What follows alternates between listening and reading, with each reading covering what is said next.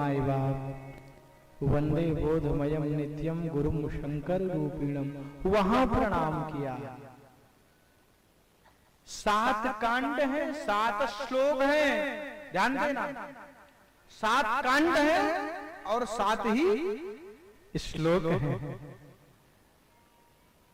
स्वर भी 7 ही, स्वर भी 7 ही, और मोक्षदायिनी पुरिया भी 7 ही है। अयोध्या, मथुरा, माया, काशी, कांची, यवंतिका।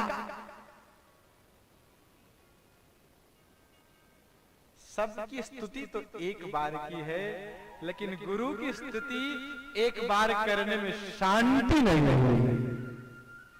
भगवान की भी स्तुति एक बार की है, लेकिन गुरु जी की स्तुति वंदे बोधमयम नित्यम गुरु शंकर रूपिणम। एक जगह शंकर के रूप में प्रणाम किया।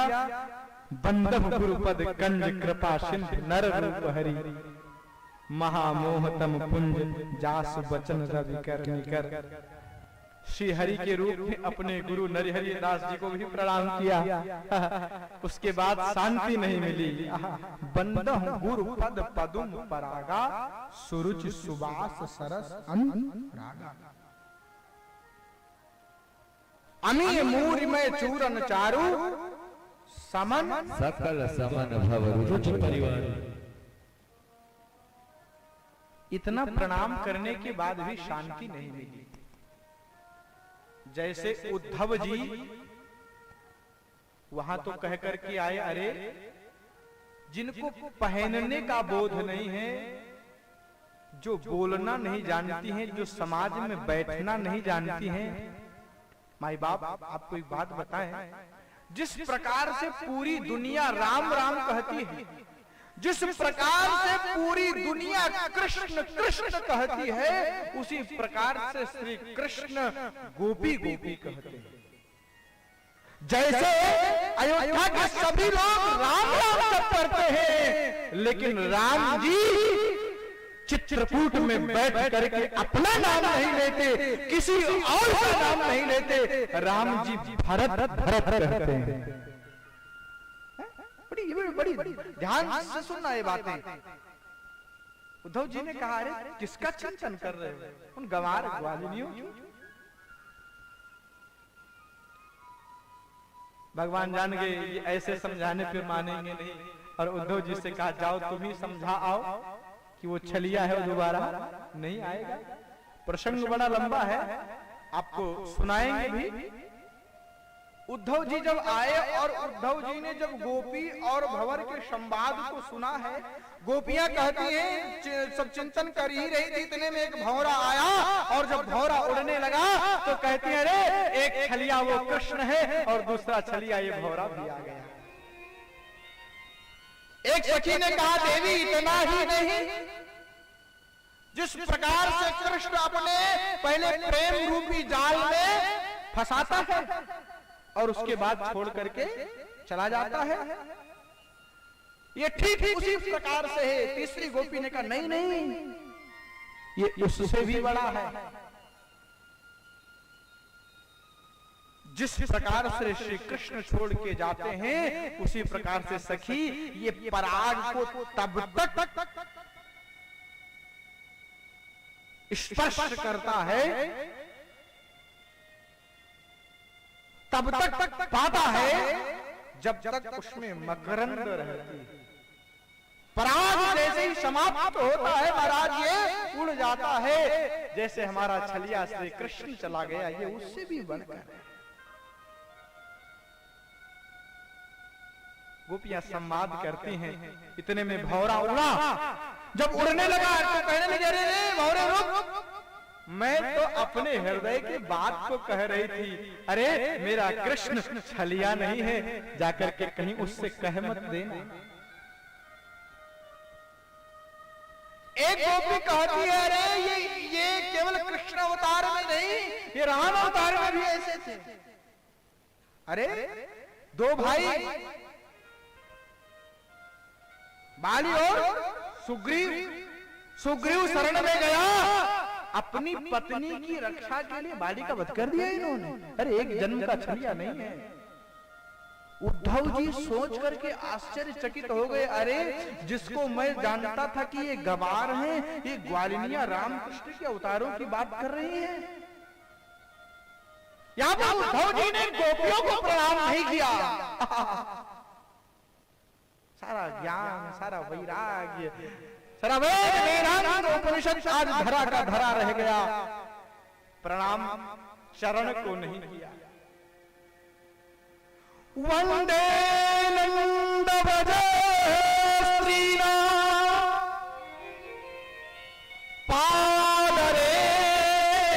पादरेणुमभीक्ष्णसा, वंदे नंद व्रज स्त्रीणा पादरेणुमभीक्ष्णसा। प्रणाम किया लेकिन चरण को नहीं। वंदे नंद व्रज स्त्रीणाम, ये नंद की व्रज में विचरण करने वाली गोपियां जिस धरा पर विचरण करती हैं, मैं चरण को छू नहीं सकता, इतनी सामर्थ्य मुझ में नहीं है।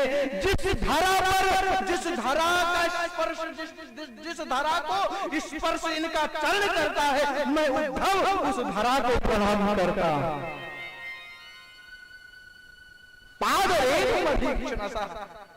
यहाँ पर भी गोस्वामी तुलसीदास जी भी वही बात कहते हैं, गुरुजी आपके नख की जो नखमणि चंद्रिका है, मैं उसको प्रणाम नहीं करता, उसके नीचे जो भूमि है उस भूमि को मैं प्रणाम करता हूं। क्यों? देखो, धूल दो प्रकार की होती है। धूल दो प्रकार की होती है। साधारण धूल अगर पड़ जाए तो आंख खराब हो जाती है। साधारण धूल पड़ जाए, कभी कभी आप मार्ग में जाओ, अचानक से बहुत धूल आ जाए तो आपको गाड़ी रोकनी पड़ती है।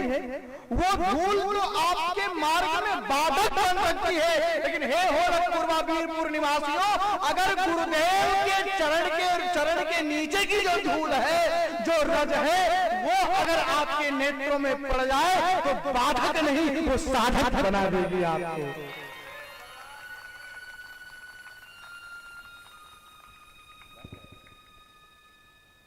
ये गुरुदेव के चरण की रज की महत्ता है, लेकिन कब जानेंगे जब हमारे जीवन में भी गुरु होंगे। समय रहते गुरु का चयन करो, ये नहीं बुढ़े हो जाओ, खटिया पे पड़ जाओ, उसके बाद कहो महाराज गुरु बना लो। आज यही हो रहा है। समय रहते अगर कार्य किया जाए तो अच्छा होता है साहब। इस शरीर का कोई भरोसा नहीं, कोई भरोसा नहीं। कथा सुनने आए हो, क्या पता कल किसने देखा है, कल किसी ने देखा है? आपने भी नहीं देखा, हमने भी नहीं देखा, हमें भरोसा नहीं है। अरे कल क्या हो जाए, अरे कल के ऊपर मत चालो, अभी जो चल रहा है वर्तमान में जियो। हम 1 साल 2 साल का वादा करते हैं, अरे क्या पता वो साल आपके जीवन का आखिरी साल हो। माई बाप, एक बार इस माइक का भरोसा कर सकते हैं, एक बार इस पंडाल का भरोसा कर सकते हैं, एक बार घर को जिसको बनाते हो उसका भरोसा कर सकते हैं, लेकिन इस शरीर का कोई भरोसा नहीं है। हमने अपने आंखों से महाराज न जाने कितने लोगों को देखा है जिन्होंने जीवन जिया ही नहीं, केवल परिवेश था और छोड़ करके चले गए।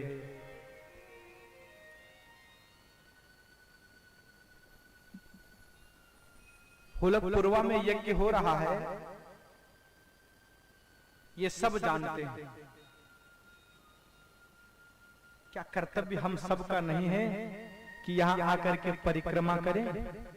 मैं गोरखपुरवा की बात नहीं करता, मैं पूरे गोंडर जनपद की बात करता हूँ। जितना उत्साह और जितने कर्मनिष्ठ आप लोग हैं, वो दूसरे क्षेत्रों में लोग नहीं हैं, लेकिन उसमें भी कुछ पैर खींचने वाले लोग हैं। ये जरूरी नहीं है कि आपका पोस्टर में नाम हो जाए, ये जरूरी नहीं है कि आपका बैनर में सबसे बड़ा पद दे दिया जाए। अरे माई बाप, पोस्टर 2-4 महीना रहेगा, उसके बाद वो टिकेगा नहीं, वो फट जाएगा। यहाँ नाम लिखाओगे तो लिख जाएगा माई बाप, लेकिन अगर वहाँ नाम लिख गया ना तो कभी मिटने वाला नहीं है। यहाँ से जाओगे तो इंगित मिलेगा।